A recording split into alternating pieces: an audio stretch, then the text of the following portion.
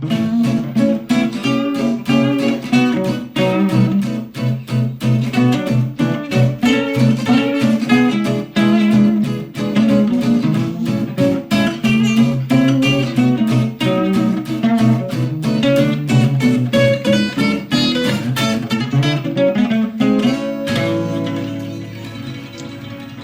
episode, I'm going to be talking to Steve Spall. Hi, Steve. Hi, Good Vic. to see you. Yeah. Yeah. So, look, traditional first question. What do you do? Okay. What do I do? I guess primarily guitarist, singer, run a band, and work on originals and produce my own stuff, and trying to get that, a bit more happening, break free of the get caught in that pattern of just doing gigs all the time. But I'm sure, like a lot of people that you've spoken to and know, that the whole lockdown thing has kind of made people reassess and look what they're doing, and so it's been great from that point of view. Some ups and downs, but generally in a lot of ways quite a positive experience. Well, that's good that you say that, because for a lot of people it's not been that positive, I think. No, I know, and I have this discussion a lot, and you sometimes feel guilty about saying that, but honestly, it depends on your circumstances. But I think generally great. I think that's true. But I think it also is dependent on your state of mind, how you do things. Yeah, for sure. Which I'm sure will come up in conversation. Yeah, as we go along. Okay. So, tell me about how you got interested in music. Crikey. I mean, in terms of actually enjoying music, I always remember being, going. Parents probably split up when I was quite young, and I don't seem to remember music a lot on my mum's side. But whenever I'd go and see my dad, he would always have stuff on, lots of Otis Redding. Lots of George Harrison for some reason, which all those songs have sort of stuck in my head. But that's my first kind of recollection of really enjoying some songs, kind of a lot of soul-based stuff, I guess. But in terms of playing, I think I started to try and dabble with the guitar a bit at sort of end of primary school. I had a mate at school that was a drummer, a very good drummer, and that just sort of spurred me on. And I think it's one of the most important things for me, really, is as soon as you can play with someone that's got any sense of rhythm, your playing is just gonna sort of elevate, because you have to keep to that time. But one of the things I think about a lot in terms of the reason for just falling in love with the guitar, I think has to be the movie Crossroads. I don't know if you've seen it. Yes, yeah, absolutely. But I'm not saying this. That film changed my life, basically. I remember we'd been car washing, and I had a couple of quid, and we went to the video shop, and then they were closing down or something like that, and that film was available on video. This is going back to videos. I think I wore the tape out literally, and I've now got it on DVD. But that movie just. You got Ry Cooder doing a lot of the slide stuff, had Steve Vai in it, which of course at that age I was, wow, look at all this twiddly widdly stuff. Now of course I watch it and I prefer the bluesier stuff, the slide. But that film was like a pivotal moment, and I know a lot of players will say the same thing. I just knew it's all I wanted to do at that point. And then obviously I would have at some point come along and seen you, Vic, for a guitar lesson. And you probably gave me some cool riff to I thought, oh, this is great. And then you just keep at it, I think, if there's what else is going on in your life at the time. But a lot of kids are just out playing, and still did all that, but suddenly I had this direction to put energy into, which I think, like we were chatting briefly before the start about you saying, some kids having that opportunity isn't always there. And you can see they might drift off in different paths, but if you've got something to put that energy into, it can be great. Not everyone goes. That's true, absolutely. Because obviously some people are destined to become mathematicians and accountants. No, exactly. And that's fine, but not many people do want to do that. No. And you know, obviously, as you know, I've been involved in education for a long time, and I've sort of seen, you know, because you start off thinking, well, that's just the way it is.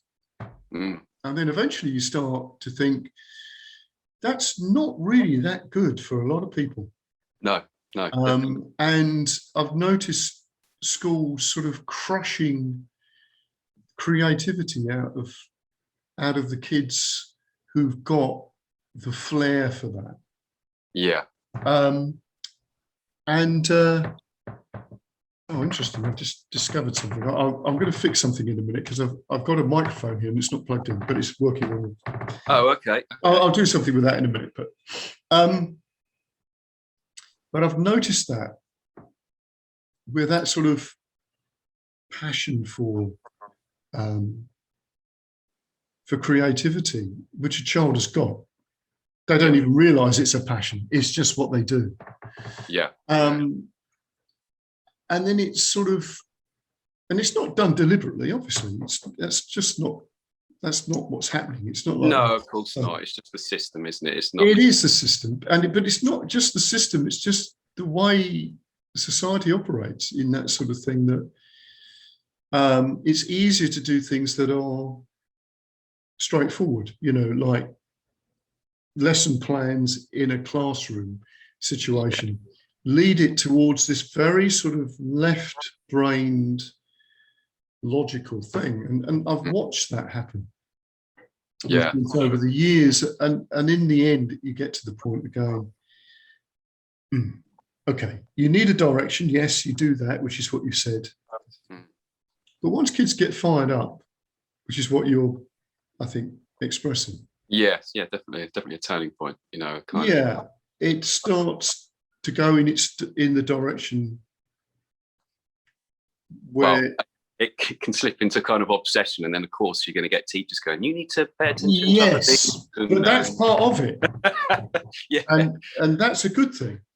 It's never looked upon as a good thing. But I distinctly remember being taken into the headmaster's office and being told that it's great that you're so into the music and you're, you know, sounds pretty good, but you need to just keep this as a, you know, a hobby and have a main thing to fall back on. And I remember being, you know, so kind of defiant to that. I mean, they were kind of saying the right thing because, of course, they want you to have something to fall back on. But in my head, I even now think if I'd listened and put half time into music and perhaps studied something that I wasn't really very good at or had any, you know, skill for, maybe I wouldn't have ended up actually playing professionally because I just wouldn't have put as much time into it. So it's a real tricky one from their point of view. Right. And well, I'm going to play devil's advocate here. Okay. I think they're wrong to say that. Okay. Yeah. Because the trouble is, we always put a caveat in there saying, yeah, oh, no, that is exactly why they're thinking that, because they think that, you know, music's not important. The arts are important, right? Yeah. None of that stuff is important. You won't be able to make a living out of that and all that sort of stuff. How do they know? True, obviously. No, it's not true. It depends how you go about it. But of course it does. Now, I'm not saying that you don't need to have that entrepreneurial spirit. I'm not saying that. Yeah. You do. Yeah. It's not just waiting for the thing to happen. But so you need that. Yeah. And that's how you make what it is that you do as a skill become something else. You know. Yes. But I remember somebody who became a professional musician being told, well, actually it was on her school report, and the parents thought it was hilarious because they were both deeply involved in music. Okay. Jane, let's call her Jane. Jane has done very well with her musical studies, but she should spend more time on her science. Right. And you go, why? Why do that? Yeah, yeah. Because if you're not, as I said, if you're not destined to become a scientist. No, exactly. Because most of that, you know, and I've often thought about that, and I've spoken to a lot of artists about this and said, well, you know, what do you actually use with regard to what you learned as science and what you learned as maths and all the rest of it. Yeah, The yeah. answer is barely anything. I remember, Not much, if any. Yeah, exactly. yeah. So I'm quite adamant about this now, that sort of thing, you being taken because you were really good at school, not necessarily because you were technically good, but you had the desire to play. Yeah, yeah. And I could see that, and I thought, this is good. This is going to take you somewhere really important. And for somebody to have an authority figure like a headmaster telling you that is not good. No. But Fortunately, you ignored it. I did. I was very defiant. I mean, I was pretty good, I would say, at school in terms of behaviour. But if someone told me to do something that I didn't agree with, that's when I used to sort of, get a bit argumentative, I suppose. Yeah, but again, that's another thing that you need, isn't it, as an artist? Yeah, you sometimes stand your ground. You do. You could have 20 people, and all of them that you respect telling you, no, that's not really right, or that doesn't sound right to me. And if you believe it's the right way to do something, that's fine. It's you could have 1,000 people telling you you're wrong, and you could still be right. Obviously, it is good to listen to advice from people, and you weigh it up, but you have to go with your feelings in the end. Yeah. Definitely. Yeah. And that, again, as a lesson to people, imagine if there was a younger person, somebody like yourself, listening to this now. I think that's an important thing for them to sort of think, you could truly believe whatever it is that everybody's telling you no. Yeah. That's not right, but deep down, it's right. The belief thing is massive, and it's something that I have to work on every day, because I think a lot of players, you doubt yourself and you listen to my God, yes, of course it's massive. It's massive. It's everything. But it is. Going back a step, if there are any young players listening, get yourself a copy of Crossroads. Not the TV series starring Benny. Well, they won't even know what that one is. That's the film with Ralph Macchio from Karate Kid. They won't even know what that is now. Either the new one. But just some amazing playing. It's a great movie anyway. It's a bit strange, but pop that on.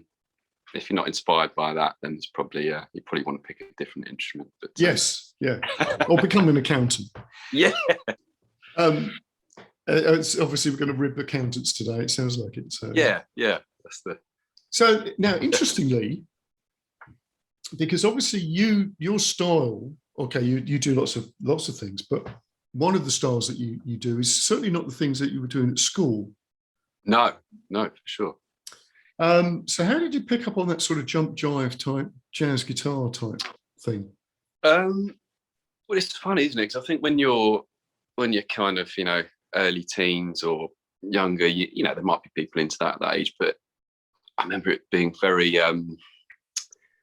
very much only being excited by the kind of all the shredders, as they called them, and being had to be all fast and distorted and wild whammy bar solos. And funnily enough, the main guy that first got me into guitar was my girlfriend at the time. I moved next door to them, so she was literally the girl next door.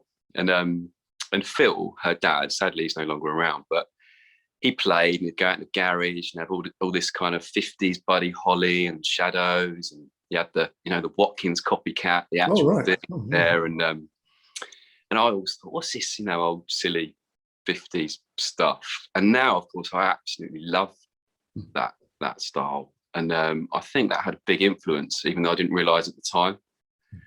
I mean,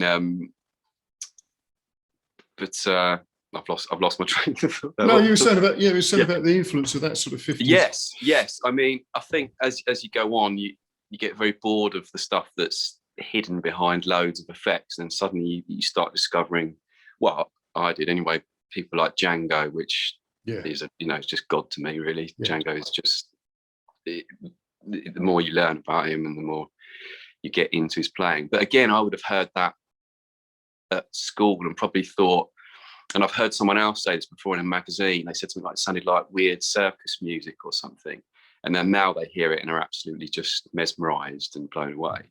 I think your perceptions of things change as you get older, and certainly I just started getting into lots of blues and Latin, and the Latin thing for me was just, I just love that it's a feeling. It's as much as what you're playing. It's the sound. It's a feeling.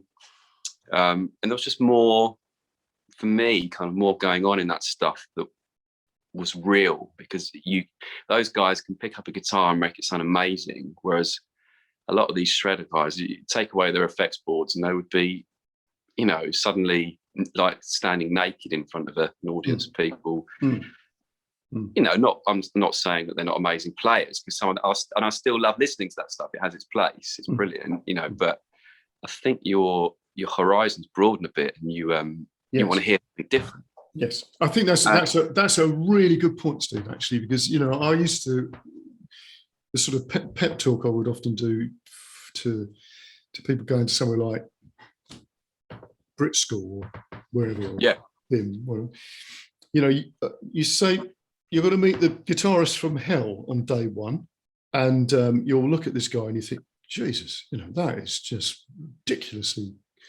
and then you see him the next day and you think, yeah, he's really good, and then the next day you think, yeah, he's good, and then the next day you think, does he actually do anything else? And then you get the first project, which will be, you're going to be doing an Aretha Franklin song, and that guy's just lost, because you know, he's great at that thing, that sound, but what about how adaptable is he?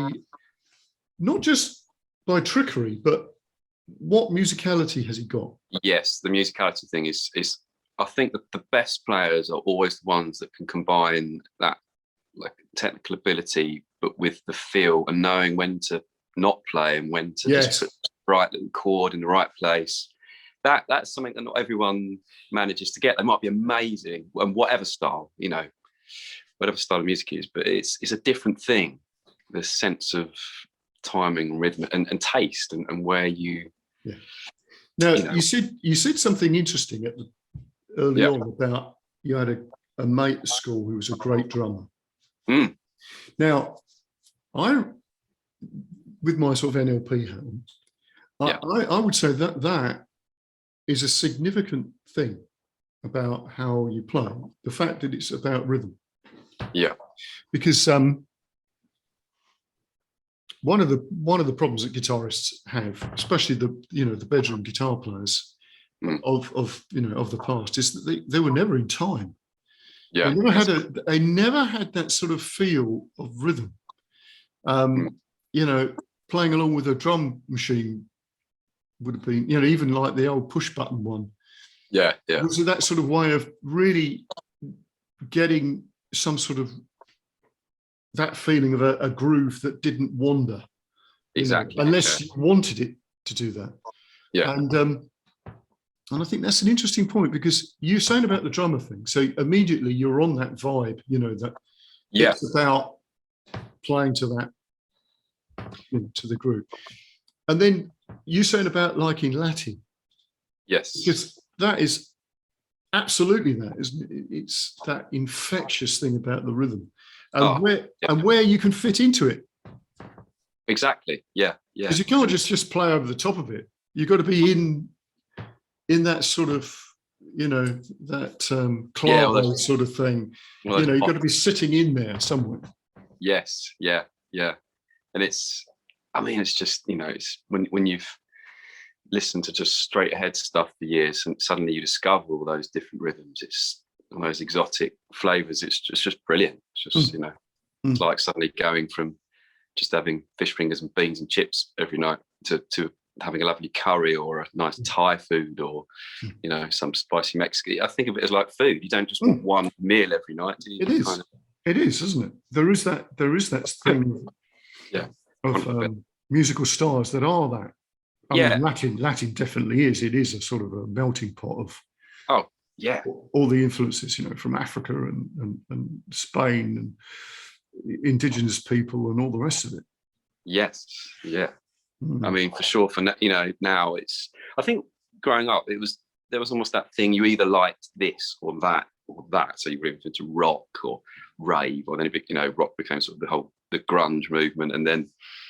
But now I think it's all blown apart, and intermingled, which is great actually, because until I sort of late teens, really, it wasn't until I met some older kids at college where just had your brain completely open to all these different styles, and I was getting into all kinds of things that I used to hate, like drum and bass and weird ambient electronic stuff that I'd always kind of poo-pooed a bit, and suddenly you realise that great music is great music, and in all genres there are sort of not so great things and really different stuff, which is the sooner you can open your mind up to that, the better your playing becomes, whatever your chosen style is, because we all have a kind of thing that becomes our identifiable sound most of the time, unless that's your thing, is trying to do lots of different things really well, which some people do.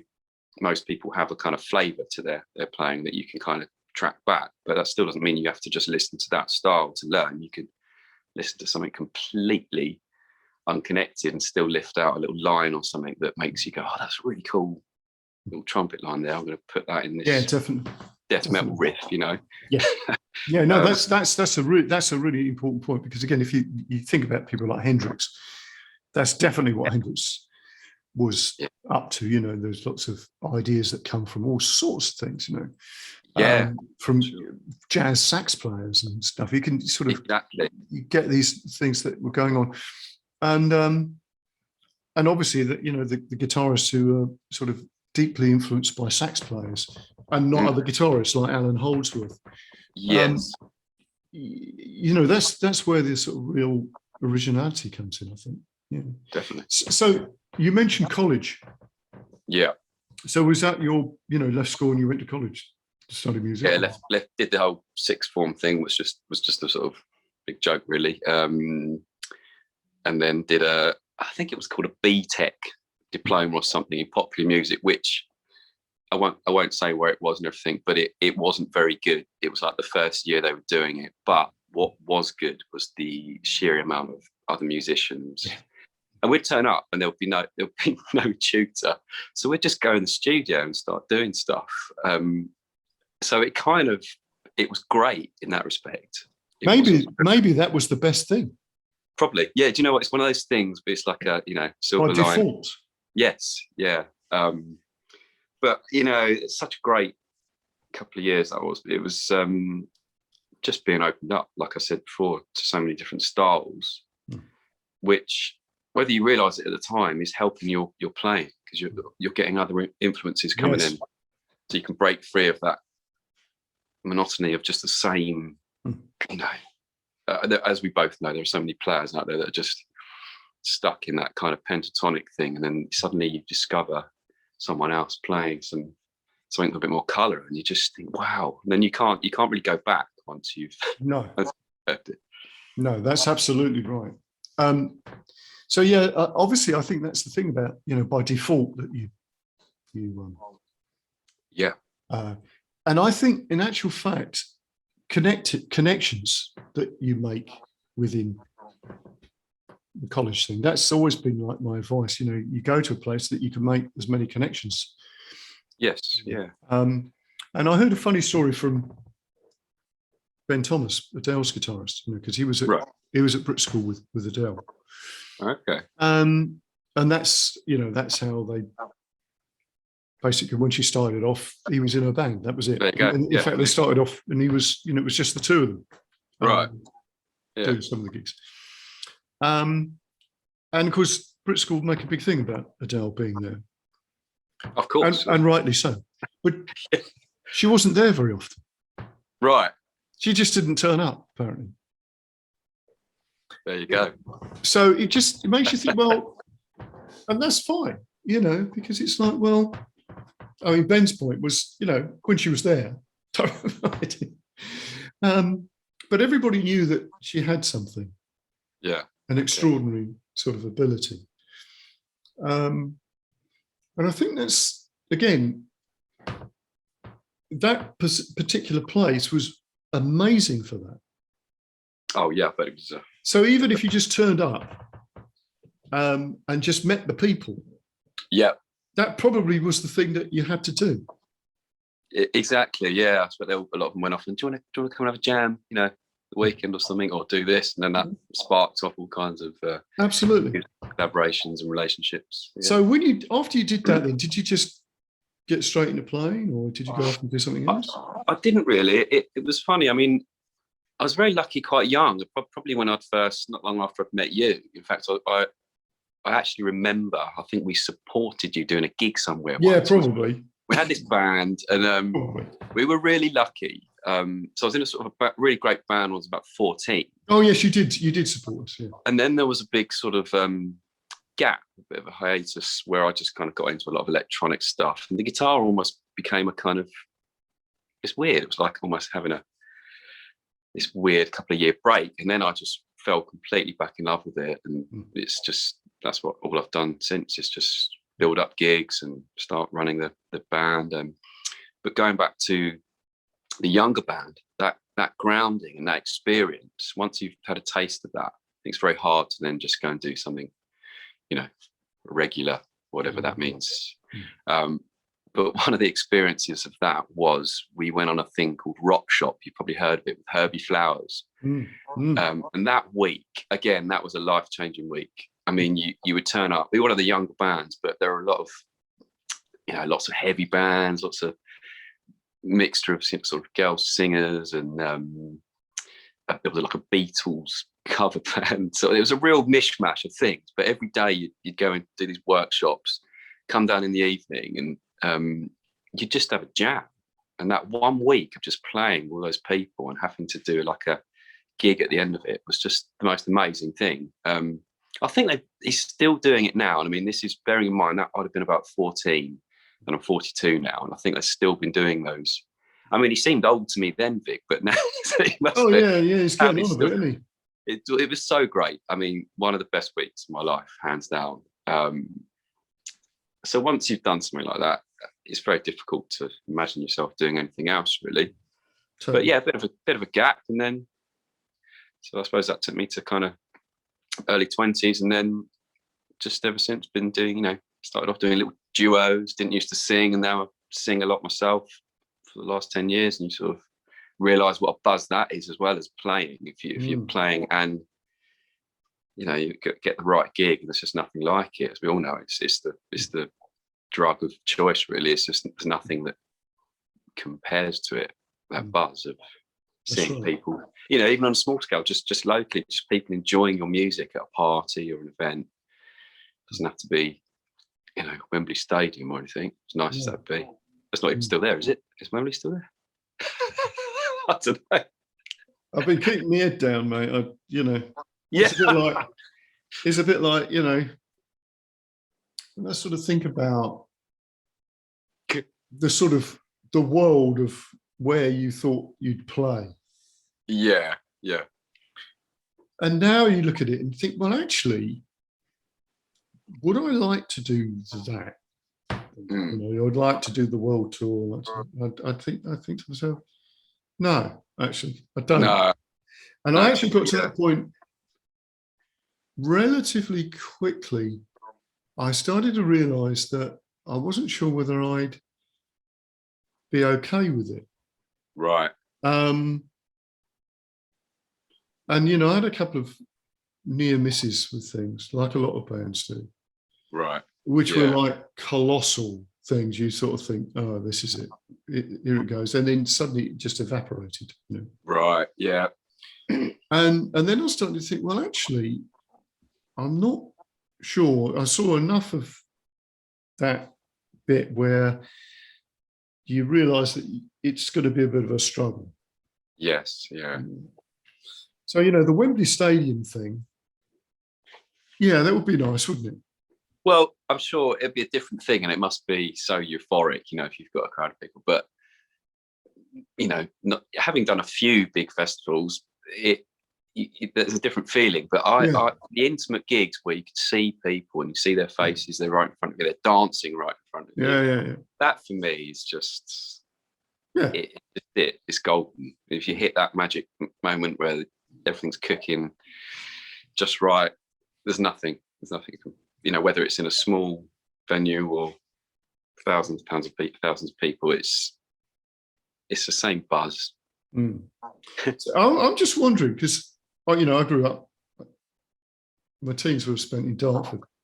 Right. Wherever you went, whatever pub you went in, it was like, oh, the Stones played in it.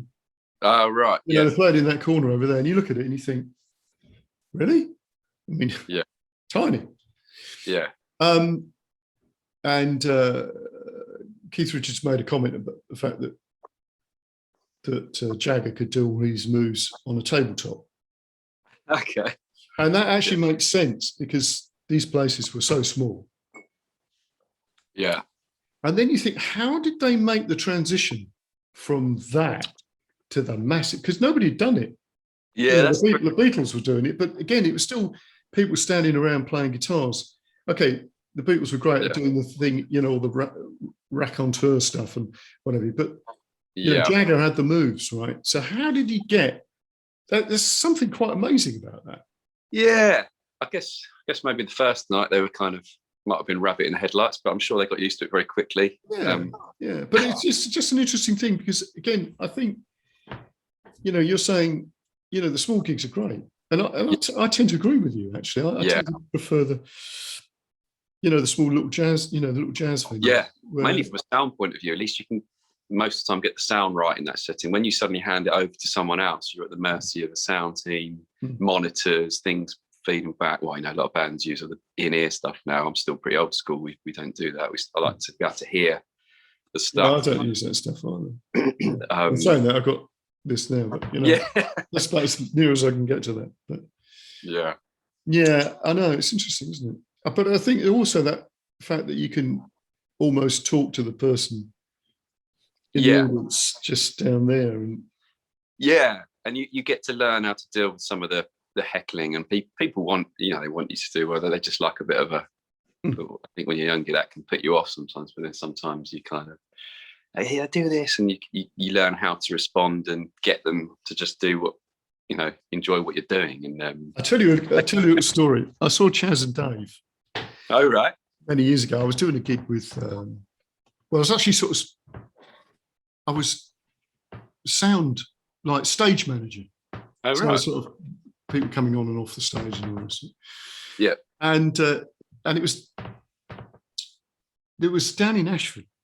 A friend of mine had put this festival on. Yeah. And the weather was terrible. It was the worst rain in August that we'd had for I don't know how long. So it was a bit like the Somme. Anyway, they got on the stage, they started playing, and then it's like they're no different in any venue, and I've seen them a few times, and I worked with Chaz, and he did this thing where Chaz went, "What's that, darling?" No, it's somebody in the audience. And he went, "Do you know that one, Dave?" So we haven't played that for ages. And he went, "I don't know. Do you want to give it a go?" All right then. And he started playing this song. Now, I don't know whether there was somebody in the audience. Yeah, exactly. But it was so brilliantly done. Yeah. And it made it look like he was communicating with somebody in the audience. And he might have been, I don't know. But yeah, who knows? But it was so good. It still created that energy between the two. Yeah, it was really great. They're legendary, really, aren't they? I mean, I don't think a lot of people realise how great as musicians they were, and the session stuff that they both did. Well, I think musicians realise how great they were. They do, yeah. And it's funny because there's a lot of people really like them, who are, not musicians or whatever, and it's just something that they realise that these people can communicate. They're just like the cult classic thing now, aren't they? Really. But I mean, Chaz was a great bass player and a great guitar player, and it's like, what can't you do? It's like he could do anything. It's quite amazing. And as for Dave's bass player, I mean, he's such a great bass player, and he can sing at the same time as doing all this amazing stuff. But when you think about it, and you hear it when you're a bit younger, perhaps, and it sounds silly, and it is novelty in a way, but it's also this amazing art. There's like a social commentary on so many things that you identify with, but down to Margit and swinging on the gate. You know, I can remember my granddad saying stuff like that. You know, it's like it summed up kind of life in this area, this part of the world. It's kind of generally. No, I was listening to. So it's fantastic. I was listening to London Girls, and of course, it's just as you say, it's a social commentary. Yeah. About all these women, you know, okay, there's all these pretty women from California, but that, you know, obviously there's you see girls that look like they should be on models off the TV. You know, it's brilliant. It's just so nice. It's great. It's just sort of honest painting a picture that I think at the time I didn't, you know, on first listen, perhaps years ago, just realise how much of you know, that's art. That's commenting on what's going on, and it can be mistaken as this kind of novelty track, but actually it's this amazing, you know, sort of lyrical imagery of stuff, which is brilliant. So when did you get your first sort of jazz-looking guitar? Oh, crikey! Because it's not the same type of guitar that I remember you playing, that's for sure. No. It's funny, isn't it? But, you know, at that age, you look at the big hollow bodies and go, that's an old man's guitar. Now, of course, it's, you know, nothing excites me more than a big hollow body with F-holes, usually with a Bigsby on it as well. So not complete, you know, more of that kind of rockabilly vibe, I suppose. But I think the first one, I think it's the one I still used to use up until about a year ago, because I just wore the thing out, which was just an old Ibanez art core. You know, it looked, to me, it looked, when I first saw it, looked like it would be worth thousands, and it was probably about 200 or 300 quid. And it was a good one, because I've played other people's that weren't quite as good. You know, when you just find a guitar that just seems to have something about it. Yeah. Well, they are individual, aren't they? Even if exactly, they're bits of wood, and but that has been my main guitar for crikey, probably getting on 20 years. But I've still got some of the old ones. I didn't have the heart to sell them, but yeah, hollow bodies all the way for me, really. I'd quite fancy a Telecaster at some point, but even that would probably have to be a thin line one with the F hole or something. Yeah. I just love that feel, you know, the sound where you can pick it up in the room and get something back off of it. You know, the look of them, just generally they have a warmer feel, but yeah, I don't know what that's all about. I guess it's like you're tasting women, maybe. You know, if you like, somebody might like a curvy, fuller figure woman, somebody might like a slim Segovia made that sort of comment about the guitar, you know. But it is what attracted him to the guitar was it was like a woman. Yeah, it's true, isn't it, though? I mean, it's but any guitar, really, you know, holding this instrument and these notes come out is it's a tactile thing, isn't it, guitar? Yeah. I think for me, there's so many players that have the same guitars as well, and I always find that a bit boring. I like it when I see someone that's, you know, that feeling when you go, what is that? It's nice when you see someone and you're not sure what that guitar is, because it sparks this interest and it's a slightly different sound. But most people end up, for good reason, because they're sort of tried and tested. You know, it's either the Les Paul, the Strat, or the Gretsch, the Telecaster. But there's some lovely quirky guitars out there. You know, some of the Dan Electro stuff and the Airline. I thought you were going to say Dan Electro, yeah. Yeah, I mean, I picked up a little Tuxedo. I don't know if you know that one. They're quite small. They were made in the 50s. I think Barney Kessel used one. Oh, right, okay. And it's great. It's a sort of thin line, but it's fully hollow, and it does feel different. You know, it just feels different to play, especially in the room. And if this thing's touching your body, so when you're playing, the hollow body just resonates a bit more if it's the right, you know, the right guitar. But yeah, definitely where my taste lie. Yeah. It kind of goes with the music as well. You know, the kind of Latin and rock and roll stuff looks better. Tell us about that then, because you know this is different from a lot of stuff that's about. What in terms of the plus? Well, your style that you're doing and how you're doing it. Yeah, I mean, it's always been in my head anyway that I like stuff mixed up. So I like to hear versions of songs done in quirky ways, even before it became. It's like the thing now, isn't it? It's like well, it is now. Yeah. The quirky version of something is the fashion, but certainly just fusing styles and taking old stuff and putting a hip hop beat under it, but playing some old kind of swing, like that whole electro swing thing, or the other way around, taking something modern and putting a kind of swing fix on it, or making something Latin that's generally a straight or a swung rhythm. There's so many things you can do that people don't in covers bands. I mean, because that's essentially what, even though I work on original music and planning to release a lot of that, it's a covers band, but it's a covers band that does quirky, interesting arrangements of stuff rather than just a pub covers band, you know, and it mixes Latin and swing and rock and roll. But for me, those styles they just assimilate into this one, you know, the kind of Tarantino-y surf guitar blends into the Latin stuff. If you want it to, it can. It's not like, well, I've just got to play this style and this. Well, early rock and roll was like that, wasn't it?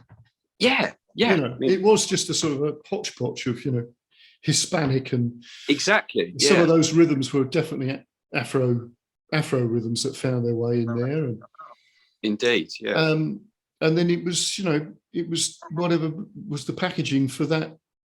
Well, I suppose it really epitomised what America was. Well, yeah, sort of. You know, it was the fact that it was a melting pot of people.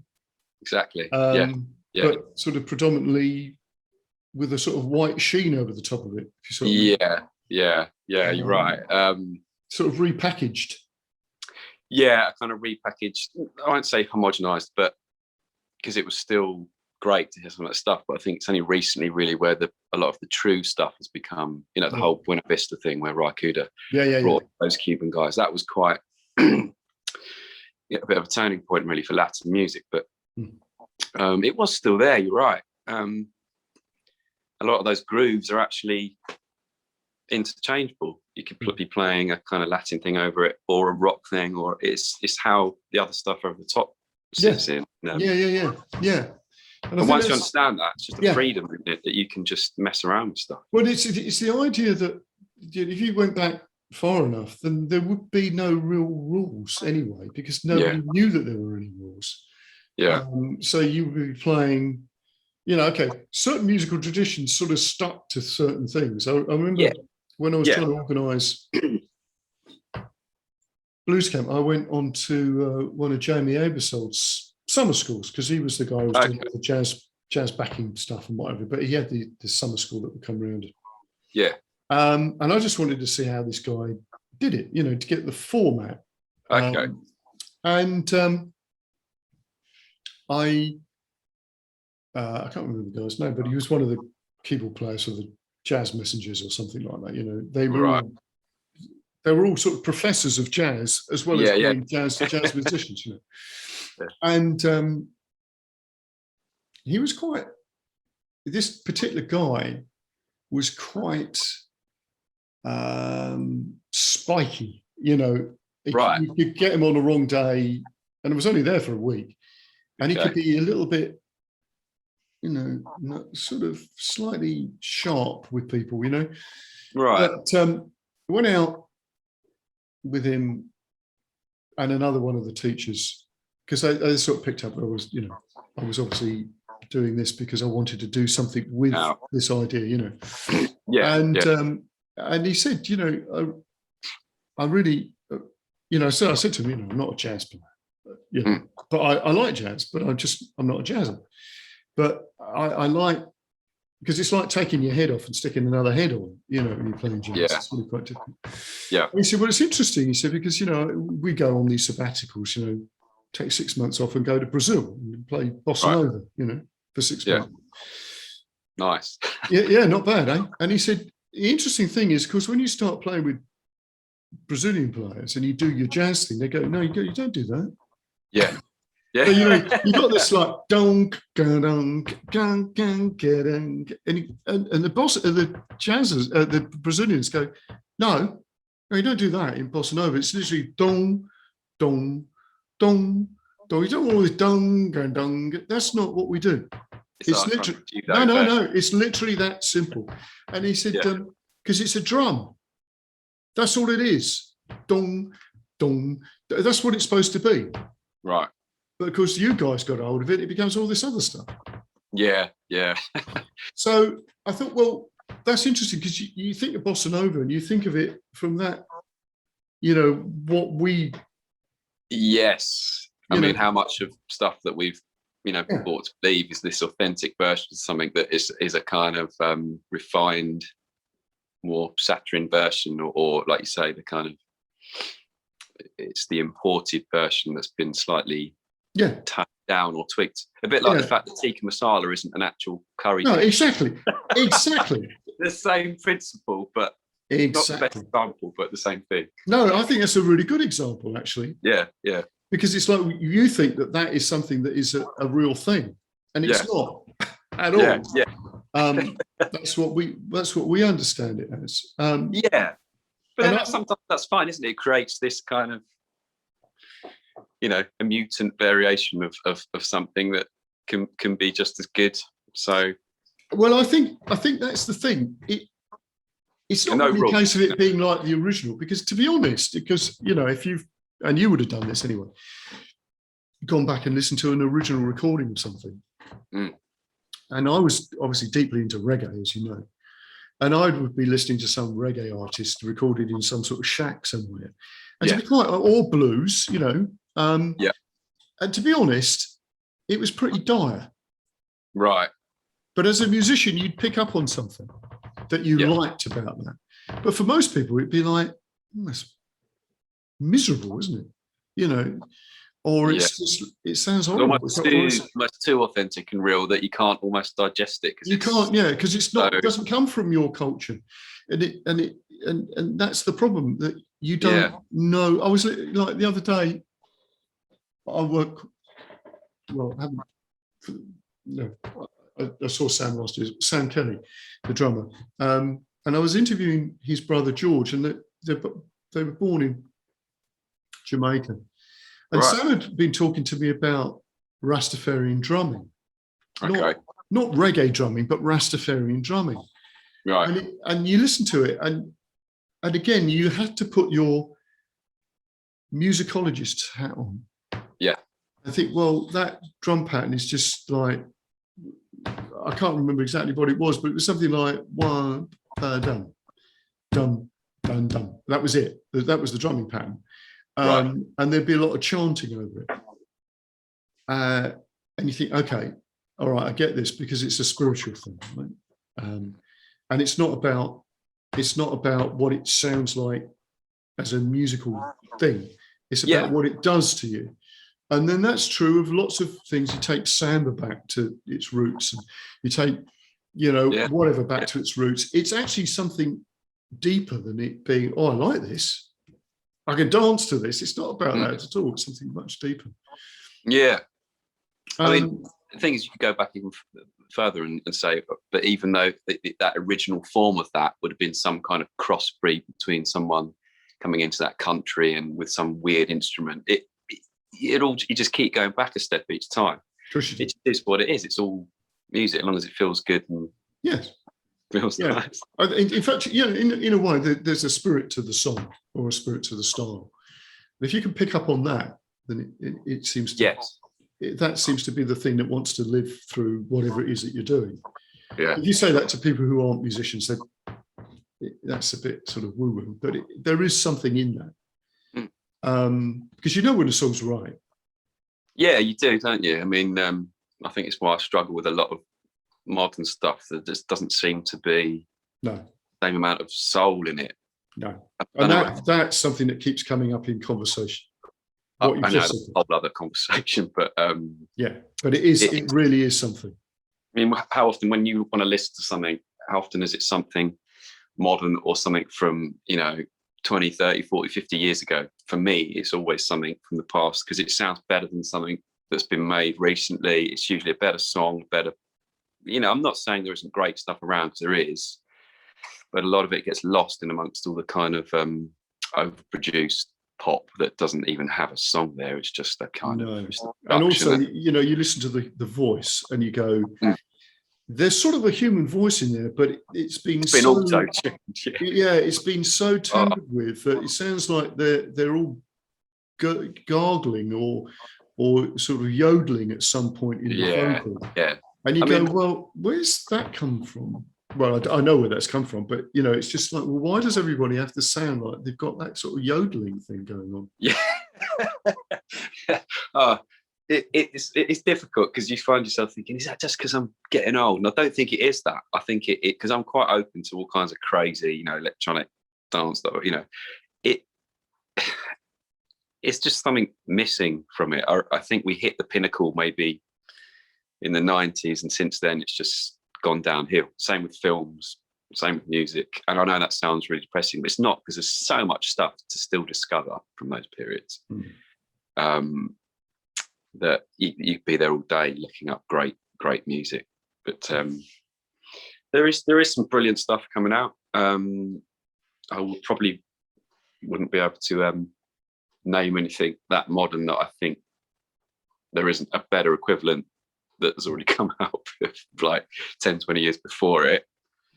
In the same way that films keep being rehashed because they've run out of ideas. I think there is a similar thing happening in the music industry, unfortunately. But that's why it's so lovely when you do discover something that actually has a flavour or a uniqueness about it. You know, grab onto that if you find it, and download their music, because you know, there's so much stuff that is just awful, quite frankly. Yes. Yeah, there is. Yeah. So what have you got lined up?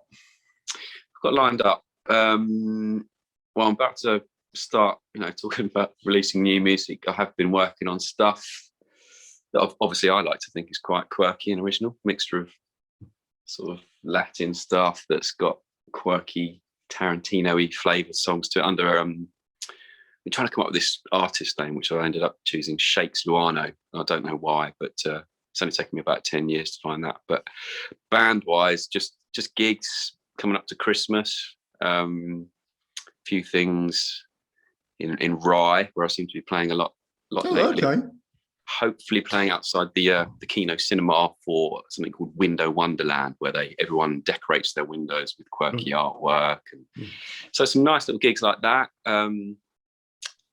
And then see what 2022 holds in terms of gigs, and whether things are carry on getting busier, or, as you never know, do you, with live stuff, it sort of goes no you don't. And I think actually what's interesting about this, I mean, somebody made some comment a little while ago about this, what we've ended up with, when people start talking about things getting back to normal. It's a bit like, well, actually this is what's normal. It's just we've had a 60 or 70 year blip where we haven't had stuff like this to deal with. I mean, and I think that was quite a valid point, that we just have to just get on with it. I mean, hopefully it's made a lot of people appreciate their time and what they want to be doing, and perhaps what they don't want to be doing, and what's important, you know.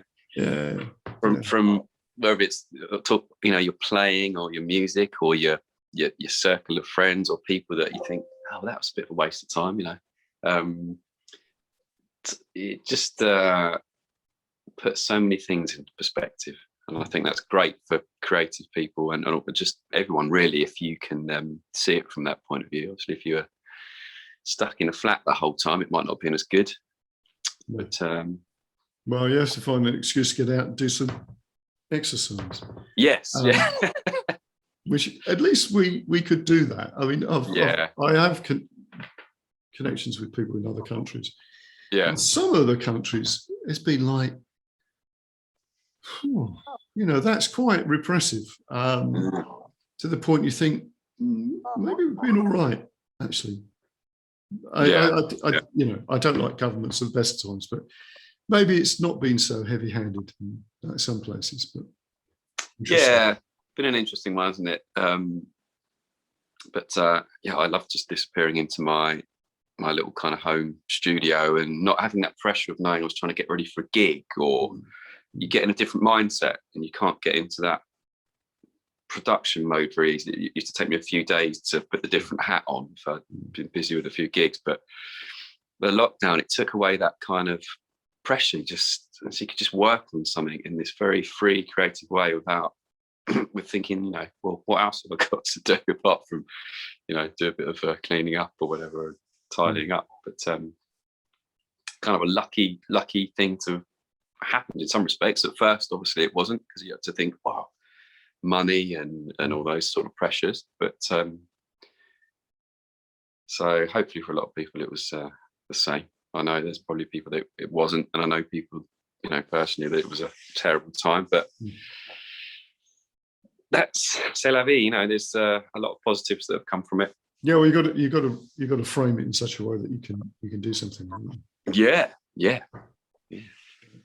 Anyway, Steve, that was wonderful. Now, that's great. I want you to obviously give me the details of like websites and stuff and put them on the show notes. Sure. So people can get in contact with you. Brilliant. Yes. But all the best with what you're doing. Yeah, thanks, Vic. It's great to see you again. Yeah. It's been a while. It has been a while. I don't know. Hair's long. Yeah. Oh, you look really well, mate. Oh, I feel great. Yeah, good. We're not talking, 5, 10. We're talking probably last time I saw you, nearly 30 years ago. Possibly, quite possibly. So that's insane. I know. What you've been eating and drinking? Because I'll get some. Okay, well, that's good. Well, I'll let you into a secret. I don't eat anything on a Wednesday. At all? You're a vampire. Yeah, well, not until I get home. So okay. I have a couple of days where I don't eat very much. Oh, that thing, yeah. Yeah, but it's not really quite that, because I don't stick to like, I can only have so many calories or anything. I don't do any of that. Right. I just sort of go with the sort of flow of it. And sure. And that's helped me a lot, because obviously I had a few things to get over. And yeah, it's quite interesting. It changes your sort of mindset about things. Yeah.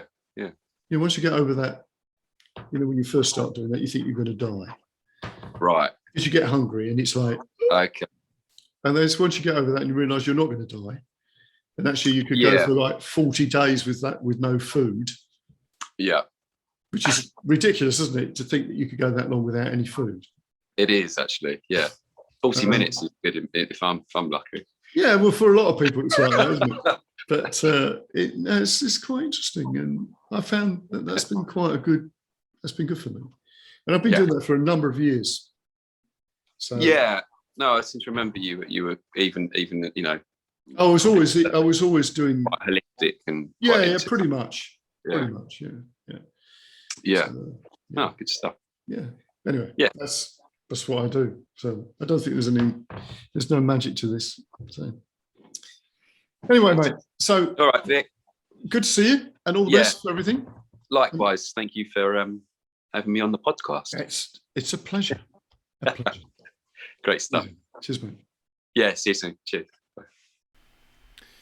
Yeah, big thanks to Steve. It was good to see him after all this time. And it's, as he said, it's probably 30 odd years. So it's good catching up with him. Again, details on the show notes so you can get in contact with him. And until next time. See you then.